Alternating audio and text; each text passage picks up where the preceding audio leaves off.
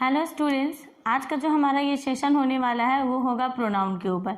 जैसा कि आप लोगों ने जूनियर क्लासेस में भी पढ़ा है कि प्रोनाउन क्या है। प्रोनाउन क्या है? Word which is use in place of noun. अगर हम जैसा कि जानते हैं प्रोनाउन क्या है,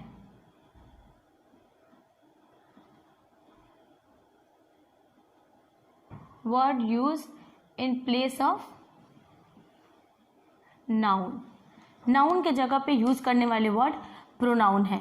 क्यों नाउन के जगह पे वर्ड को हम किसी प्रोनाउन को यूज करते हैं? नाउन जो वर्ड है उसके जगह पे प्रोनाउन का यूज हम क्यों करते हैं? उसके पीछे कुछ ना कुछ रीजन होगा क्यों यूज करते हैं। Reason is what? That we don't want to repeat noun again and again because it doesn't sound good. हम नाउन को अगेन एंड अगेन यूज नहीं कर सकते क्योंकि वो अच्छा लगता ही नहीं है सुनने में। देख लीजिए खुद से, अगर लिखा हुआ है Ram pledge cricket, Ram cricket खेलता है, Ram is the captain, Ram captain है। अगर हम इसी को अगर एक ही रॉ में लिखते हैं, एक ही सेंटेंस में किसी के बारे में, राम के बारे में लिख रहे हैं, तो डेफिनेटली हर सेंटेंस के बाद राम, किसी का नाम, अगर ये थोड़ा एग्जांपल अगर अपने नाम से आप कनेक्ट करके देख लो। सपोज आपका नाम आदित्य है, तो अगर लिखा जाए कि Aditya likes to play cricket, Aditya is the captain of the team, तो एक ही बार नाम आपका रिपीट होगा कंटिन्यू, तो बिल्कुल साउंड अच्छा नहीं करेगा। इसलिए क्या होगा कि आप नेम को रिपीट नहीं करोगे, उसके जगह पे जेंडर के हिसाब से ही सी आप यूज करेंगे। ठीक है, कुछ एग्जांपल्स के थ्रू समझाऊंगी जो प्रोनाउन है सो तो ज़्यादा आसानी से समझ में आ जाएगा। ठीक है, नाउन क्या है? नाउन एक्चुअली नाउन क्या है ये भी तो जानना ज़रूरी है। आप लोग तो वैसे भी जीनियस हो, पहले से पता होगा नाउन है क्या। नाउन क्या है? नाउन का काम है या तो सब्जेक्ट बनेगा या ऑब्जेक्ट बनेगा। सेम काम प्रोनाउन भी करेगा। प्रोनाउन भी या तो सब्जेक्ट बनेगा या तो ऑब्जेक्ट बनेगा। उसके अलावा इतना तो जानते हैं कि इंग्लिश में सिंगुलर से प्लूरल, सिंगुलर प्लूरल किसका बनता है? नाउन का बनेगा, प्रोनाउन का बनेगा और उसके अलावा वर्ब का बनेगा। पार्ट्स ऑफ स्पीच में यही तीन है जिसका सिंगुलर प्लूरल हम बना सकते हैं। ठीक है, तो इसीलिए जो काम नाउन करेगा बेसिकली वही काम प्रोनाउन करेगा। चलिए कुछ एग्जांपल्स के थ्रू हम लोग देख लेते हैं। पहला जो एग्जांपल है आप देखिएगा, let Rohit and C complete this job as they like to do it. Rohit and C complete this job, Rohit को और उसे ये जॉब कंप्लीट करना चाहिए, कंप्लीट करने देना चाहिए। ठीक है, बिकॉज उसे ये पसंद है। अब इसमें आपको लगेगा कि हम यहाँ पे एरर किसको बनाएंगे। यहाँ पे क्वेश्चंस में अगर इस क्वेश्चन में ध्यान से देखिए तो गलत कहाँ है। अगर इसको जरा ध्यान से सोचिएगा तो लगेगा हो सकता है कहीं दिस भी तो प्रोनाउन है मे बी, तो कहीं डेमोस्ट्रेटिव के अकॉर्डिंग ये तो नहीं, दैट जॉब तो नहीं हो सकता, यहाँ गलत हो सकता है, इट के जगह पे भी गलत हो सकता है। लेकिन यहाँ पे कुछ अलग कॉन्सेप्ट है। अगर आप लोगों ने प्रोनाउन का टॉपिक पढ़ा होगा तो डेफिनेटली आई होप बहुत सारे ऐसे स्टूडेंट्स होंगे जिनको ये पता होगा। फिर भी आप यहाँ देखिएगा, लेट जो है ना, कुछ ऐसे वर्ड होते हैं जैसे हो गया आपका लेट, बट या प्रेपोजिशन। इन सारे वर्ड के बाद इतना तो जानते हो कि लेट के बाद भी यहाँ पे ऑब्जेक्ट यूज होता है, बट के बाद भी ऑब्जेक्ट का यूज होता है और प्रेपोजिशन प्लस ऑब्जेक्ट, ये तीनों वर्ड है ना हमेशा अपने साथ ऑब्जेक्टिव केस लेता है। ठीक है, तो यहाँ पे डेफिनेटली लेट के बाद क्या होगा? ऑब्जेक्ट होगा। अब आप सोचेंगे यहाँ पे ऑब्जेक्ट हमें कैसे पता चलेगा, क्या सब्जेक्ट क्या ऑब्जेक्ट? तो यहाँ पे एंड जो है ना, एंड क्या है? एंड एक कंजंक्शन है। अब ये एंड जो है it is known as the honest part of speech. इसको ना मैं बोलती हूँ ये बहुत ईमानदार है। मतलब कि इतना तो जानते हो कि अगर हम यहाँ पे प्लेइंग लिखते हैं और उसके साथ कोई भी कंजक्शन आता है तो यहाँ पे एंड स्विमिंग। अब यहाँ पे क्या देखिएगा आप कि जो आईएनजी वाले वर्ड जितने होंगे ना, एंड से जब जुड़ता है तो एंड जो कंजक्शन है इसके पहले वाले वर्ड भी सेम होंगे और सेकंड वाले भी इसके साथ जुड़े हुए वर्ड भी सेम होंगे। ये नाउन को नाउन के साथ जोड़ता है, प्रोनाउन को प्रोनाउन के साथ जोड़ता है, वर्ब को वर्ब के साथ जोड़ता है, जेरंड को जेरंड के साथ जोड़ता है। तो ये ऑनेस्ट पार्ट ऑफ स्पीच है। तो लेट के बाद यहाँ रोहित क्या है? ऑब्जेक्ट है, क्योंकि लेट हमेशा अपने साथ ऑब्जेक्ट लेता है। तो यहाँ पे रोहित ऑब्जेक्ट है, तो ऑब्जेक्ट के साथ भी तो दूसरा अगर कंजंक्शन बीच में है तो यहाँ पे भी तो ऑब्जेक्टिव केस आएगा। तो यहाँ सी के जगह पे हर हो जाएगा आपका answer. It will be the right answer. अब देखिएगा question number 2, he and myself alone will complete this work because we don't need anyone. Obviously हमको किसी और की ज़रूरत नहीं है, हम सब मिलके आपस में से कंप्लीट कर लेंगे, ठीक है।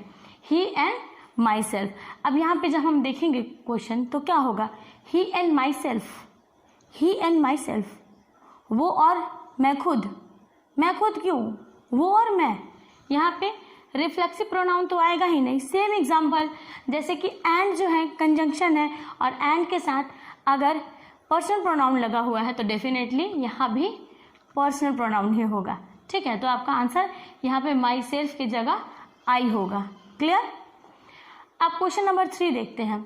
You I and he should take examination seriously. ये बात आप लोगों के लिए भी है और ये मेरे लिए भी है और सबके लिए है, ठीक है। You I and he means everyone should take examination seriously. हर किसी को एग्जामिनेशन सीरियसली लेना चाहिए, चाहे वो लॉकडाउन के टाइम पे हो या प्रीवियसली जैसे पहले हुआ करता था। एग्जाम इज एग्जाम, ठीक है। तो एग्जामिनेशन को सीरियसली आप लोगों को भी लेना है। अब देखिए, अब यहाँ तो लगेगा कुछ भी गलत नहीं है, क्योंकि अगर हम यहाँ देखते हैं कि अगर यू के साथ मे बी शुड, यू के साथ तो शुड लग रहा है, लेकिन यहाँ पे हम गलत किसको कर सकते हैं, हमारा सेंस जाएगा कि कुछ तो गलत नहीं लग रहा है, बिकॉज अगर हम यू को एज अ सब्जेक्ट मानते हैं तो कुछ ना प्रॉमिस टाइप ये सेंटेंस है तो मे बी करेक्ट होगा।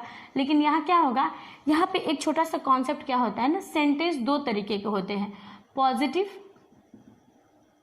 और नेगेटिव।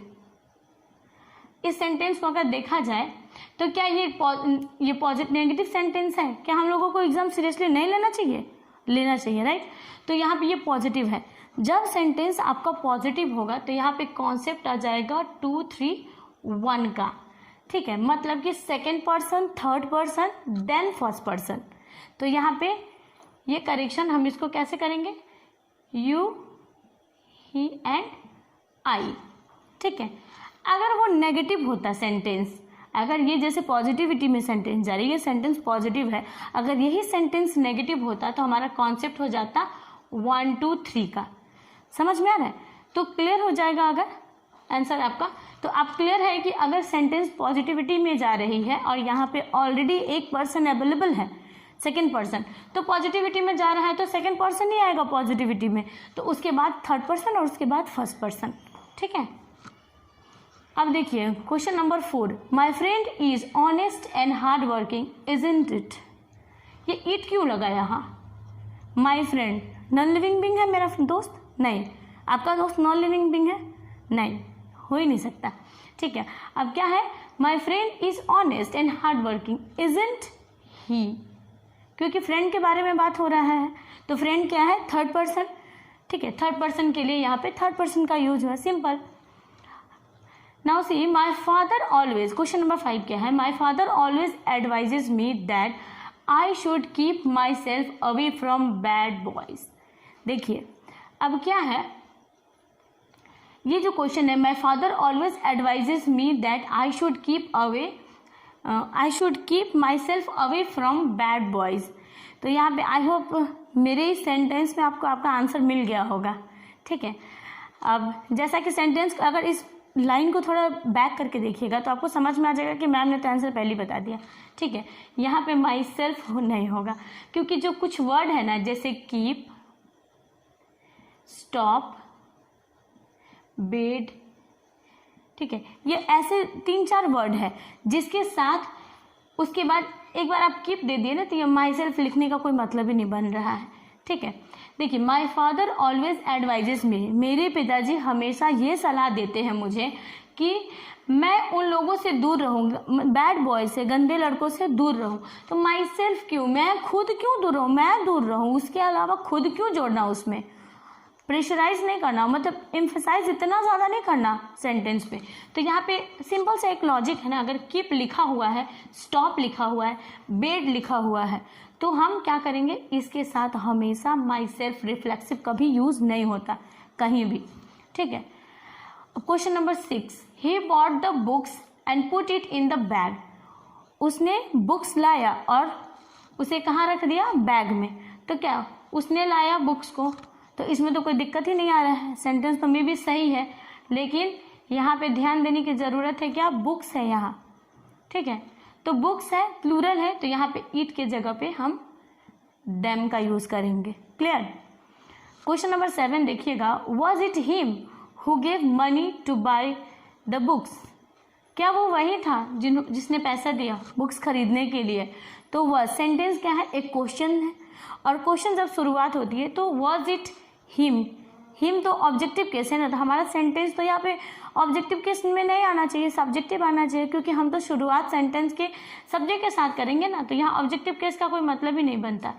क्या होगा, was it he who gave money to buy the books. Last question, both he as well as I are going to Delhi. Both he as well as I are going to Delhi. अब यहाँ पे लगेगा क्या कि answer तो कहीं ना कहीं थोड़ा सा सही नहीं जा रहा है। देखिए एक और, सब्जेक्ट वर्ब एग्रीमेंटर का सेंटेंस पढ़े होंगे ना, तो आपका दिमाग वहाँ चला जाएगा एज वेल एज पे, बच्चों का दिमाग यहाँ जाके अटक जाएगा कि एज वेल एज है तो मे बी यहाँ तो एम होना चाहिए, वर्ब का एरर में भी हो सकता है मे बी, क्योंकि कोई भी क्वेश्चन ना अगर आप प्रोनाउन पढ़ोगे, नाउन पढ़ोगे, वर्ब पढ़ोगे, ये बता के नहीं आएगा कि यही इसका आंसर हो सकता है, या फिर प्रोनाउन है तो प्रोनाउन का ही एरर आएगा, ऐसा कुछ नहीं, थोड़ा इधर उधर एरर हो सकता है। तो दिमाग में आएगा हाँ मैम तो सही बोल रही है, तो यहाँ पे डेफिनेटली एज वेल एज है, तो यहाँ पे क्या होगा, इज या वॉज होना चाहिए, क्योंकि एज वेल एज हमेशा फर्स्ट पर्सन को लेता है। लेकिन जब इस सेंटेंस को अच्छे तरीके से पढ़ेंगे ना तो समझ आ जाएगा क्या कि नहीं कुछ तो है इसमें। अब क्वेश्चन क्या है, both means more than one, as well as means more than one. Both का मतलब भी एक से ज़्यादा, एज वेल एज मीन्स भी एक से ज़्यादा, एक से ज़्यादा। ये तो मैं सब्जेक्ट वर्ब एग्रीमेंट में मैं पढ़ाती हूँ, तो क्वेश्चन क्या हो जाएगा, he as well as, he as well as I is going. अब उसने लेके गया ना मुझे, तो दोषी कौन, वो खुद, ठीक है। तो अब यहाँ पे तो ये काम नहीं कर रहा है ना, यहाँ पे हम एरर कैसे दे रहे हैं, तो यहाँ पे जब डबल प्लूरल दिया हुआ है, सोच के देखिए, तो यहाँ डबल प्लूरल है, both is also plural, as well as में जब दोनों को ऐड कर दे रहे हैं तो भी ये प्लूरल टाइप हो जा रहा है, तो यहाँ पे आंसर क्या हो जाएगा, ये एज वेल एज, यहाँ पे इसकी ज़रूरत ही नहीं है, ऑलरेडी बोथ मेंशन है यहाँ, क्योंकि किसी भी सेंटेंस में दो गलतियाँ नहीं होती, एक ही गलती होगी। हाँ, या फिर रिलेटेड होगा, जैसे नाउन वाले कुछ एग्जाम्पल्स मैंने पढ़ाए थे जिसमें था मच वर्क्स, यहाँ मच वर्क्स था, तो मच वर्क्स में आप देखिएगा कि सॉरी नॉट मच वर्क, यहाँ पे मेनी वर्क, मेनी वर्क्स था। तो यहाँ पे ना एग्जामिनर बहुत चालाक होते हैं, ठीक है, उनका बहुत ही मतलब कि ये एरिया ना बहुत ज़्यादा उनको पसंद आता है इस तरीके का एरर डालना जो बच्चे कंफ्यूज हो जाए। मेनी मीन्स बहुत सारा वर्क्स उसके हिसाब से ठीक है, लेकिन वर्क को तो हमने अनकाउंटेबल नाउन में पढ़ा है, वर्क अनकाउंटेबल नाउन है, ये work a piece of work, much work ज़्यादा है तो मच वर्क, या तो मेनी लगने का कोई मतलब ही नहीं बनता, तो ये दोनों गलत हो गया। तो इस तरीके का गलतियाँ उसमें मिल जाएगा, लेकिन एकदम कनेक्टेड गलती नहीं दी जाएगी, मतलब हम इसको बोथ को नहीं हटा सकते, अगर बोथ को करेक्शन करते तो यहाँ भी करेक्शन करना पड़ेगा, दो करेक्शन होगा, तो हमको तो करेक्शन कहीं भी एक ही करना है ना, तो करेक्शन एक ही करेंगे, दो करेक्शन तो होगा नहीं, तो एक करेक्शन करने के लिए हम इसको हटा के यहाँ पे एंड यूज़ कर देंगे, क्योंकि this is personal pronoun, and जब एंड से कनेक्ट करेंगे तो ये भी पर्सनल प्रोनाउन हो जाएगा। तो हो गया ना सेंटेंस पूरा का पूरा, आपका 8 सेंटेंस यहाँ पूरा क्लियर, ठीक है। प्रोनाउन का जो डेफिनेशन है, उसके काइंड्स है, उसका अलग से वीडियो अवेलेबल है, आप डिस्क्रिप्शन में जाके उसको देखिएगा, ठीक है। टिल देन इस क्वेश्चन को आप 1-2 बार रिवाइज कीजिए ताकि आपके लिए आसानी हो जाए, और अगर ये वीडियो आपको अच्छा लगे तो लाइक कीजिए, चैनल को सब्सक्राइब कीजिए ताकि लेटेस्ट अपडेट आपको मिलते रहे, और एक कमेंट ज़रूर डालिएगा। I am waiting for your comment. Till then take care, good night.